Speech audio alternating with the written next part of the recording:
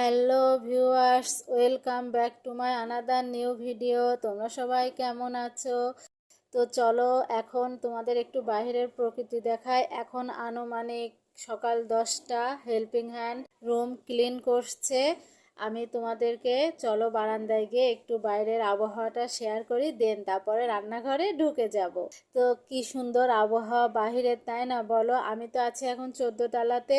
এখান থেকে বাহিরের প্রকৃতি এত সুন্দর লাগছে। আর এই রুমটা আমার ছেলে মানে হচ্ছে আমার মেজো আপার ছেলের এটা বেডরুম। তো ও এখন ওইদিকে ব্যায়াম করছে, মানে আমার ছেলে ওইদিকে ব্যায়াম করছে, মানে মেশিংয়ে হাঁটছে। আর এদিকে আমি চলো এখন চলে যাই রান্নাঘরে। এই তো চলে এসেছি রান্নাঘরে। আজকে রান্না হবে মাছ দিয়ে মাটির নিচের আলু বা মেটে আলু, তোমরা যে যেটাই বলো না কেন।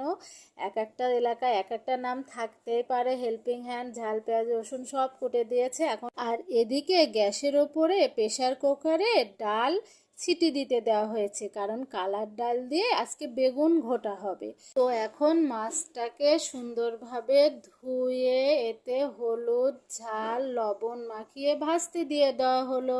তো ভাজি হচ্ছে কাতল মাছ। আমার আবার ভাজি মাছই পছন্দ, ঝোলে দিলে ভালো লাগে না, তাই আমি আমার পিস মাছটা তুলে রাখবো ভাজি হলে। আবার আমার মেয়েরও কিন্তু মাছটা ভাজি পছন্দ। এদিকে আতা ফল অনেকটা পেকে গিয়েছে, যার কারণে এখন এগুলো খেতে হবে। মাছ এগুলো ভাজি হতে থাক, আতাগুলো ভেঙে খাওয়া শুরু করলাম, সবাই মিলে খেলাম। আতাটা কিন্তু যথেষ্ট ভালো মিষ্টি ছিল।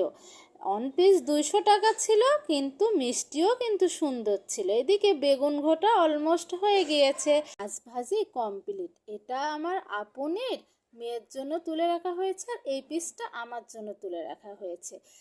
কারণ আমরা দুজনেই ভাজি মাছ চয়েস করি, তরকারির মধ্যে দিলে অতটা ভালো লাগে না। Helping hand dining table clean করছে। আর এদিকে আমার আবার একটু ক্ষুধা লেগে গেল, তো মনে করলাম একটি কলা খাই। খেতে খেতে চলো তোমাদেরকে আমার একটা শখের জিনিস দেখাই। বড় আপনির বাসাতে গিয়েছিলাম, ওখান থেকে এই মানি প্ল্যান্ট গাছটা আমি নিয়ে এসেছি। এটাকে পানির মধ্যে রেখে দিয়েছি, কি সুন্দর কুশি ছেড়েছে।